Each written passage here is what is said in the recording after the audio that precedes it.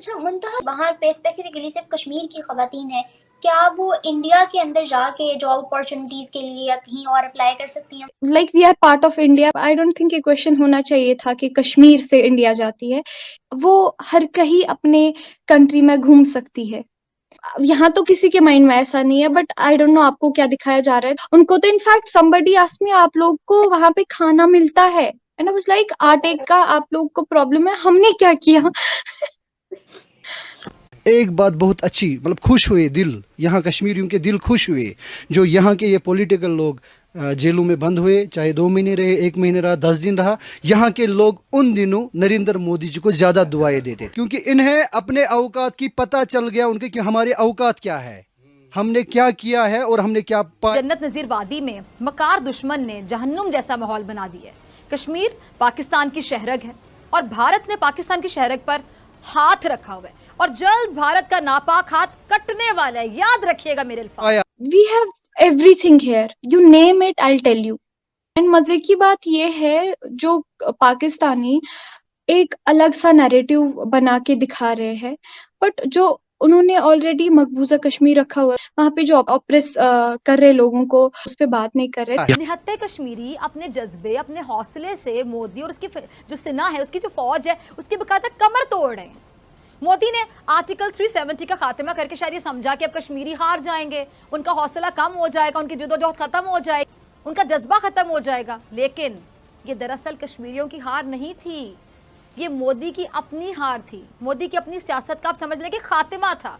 बताइए ना। मेरा नाम एडवोकेट आफ्ताब गनई है। अच्छा, आफ्ताब। मैं जम्मू कश्मीर से एक बॉर्डर का जिला है पुंछ, मैं वहाँ से बिलोंग करता हूँ और एज ए नौजवान मैं 40 साल का हूँ और बाय बर्थ हमें ये दिमाग में रखा गया कि 370 एक बहुत स्पेशल कोई चीज़ है जो हमें हिंदुस्तान से अलग रखे हुए है और हिंदुस्तान को एक मैसेज दिया गया कि ये जो जम्मू कश्मीर है हमारा अटूट अंग नहीं है, हम भारत का अटूट अंग पहले भी थे, आज भी हैं और मैं उसी पे आ रहा हूँ, हम कल भी रहेंगे। आपको नहीं लगता कि हेट कहीं ना कहीं दोनों तरफ से थोड़ी थोड़ी परसेंटेज ऐड हो रही होती है? आप अब ये क्वेश्चन नहीं कर सकते, बिकॉज राइट नाउ आपके बुक्स में ये पढ़ाया जाता है कि मुसलमानों को हिंदुओं ने मारा। जो मकबूजा कश्मीर की आवाम पर बेईमाना मुजालिम में मोदी के जो आरएसएस के गुंडे हैं, सबको पता है कि वो मुलव्विस हैं, तो मुसलमानों की जो वहाँ पे नस्लकुशी की मुहिम है, आखिर कब रुकेगी ब्रिगेडियर साहब? मैं आपको सच्चाई बताऊं, मेरी 2 नस्ल हो गई मोदी जी को वोट देते हुए, मैं हकीकत बता रहा हूँ। मुसलमान देगा वोट नहीं देगा।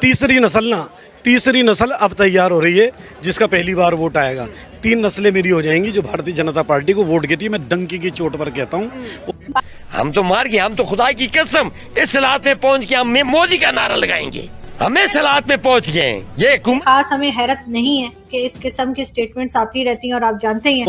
जाहिर है पाकिस्तान हर चीज को अगर मसला कश्मीर की ऐनक से देखेगा तो वो देख देख के पहले ही जो है वो अपनी आंखों को अंधा कर चुका है।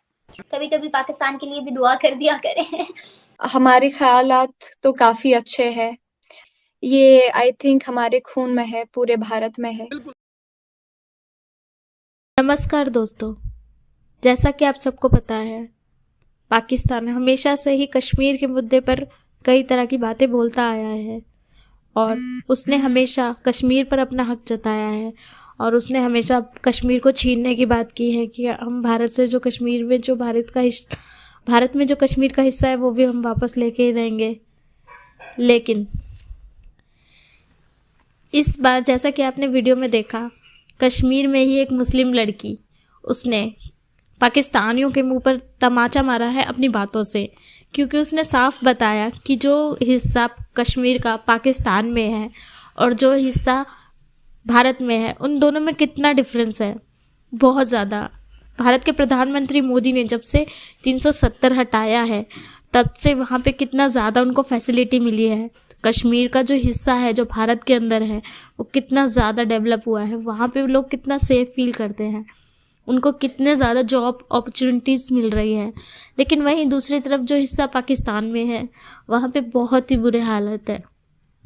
तो कश्मीर में रहने वाली ही एक मुस्लिम लड़की ने ये सारी चीज़ें कही जो कि पाकिस्तानियों के मुंह पे तमाचा है, जो ये कहते हैं कि कश्मीर में जो मुस्लिम्स लोग हैं वो सेफ़ नहीं है और कश्मीर का जो हिस्सा है वो उन्हें दे देना चाहिए, जो कि सरासर गलत है, क्योंकि वहाँ के नागरिक ने ही सिद्ध कर दिया है कि वो जो भी बोलते हैं वो सब सिर्फ तकियानुसी बातें हैं, उसमें कोई भी सच्चाई नहीं है।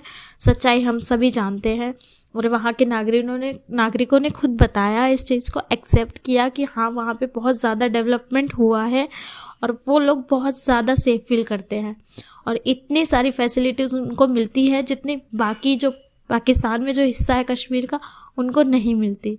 तो चलिए देखते हैं क्या रिएक्शन है इस पे पाक मीडिया का और चलते हैं पाक मीडिया की ओर।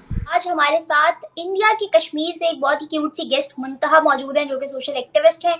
अच्छा मुंतहा, जिनको लगता है कि वहाँ खवातीन छोड़ो मर्द भी सेफ नहीं है और उनको भी राइट्स नहीं दिए जाते उनके और चीज़ें जो है ना, जब आप लोग ऐसी कोई बात पाकिस्तान की जानिब से सुनते हो तो बीइंग अ कश्मीरी क्या वाइब आती है, क्या फीलिंग आती है कि यार इनको कैसे जवाब दें, कैसे बताएं इनको?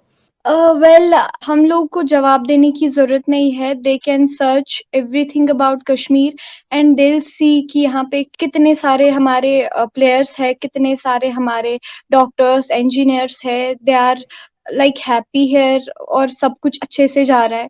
इन Kashmir we have so many entrepreneurs. उसके बावजूद गवर्नमेंट की तरफ से हमारे पास काफ़ी सारी स्कीम्स आ रही है।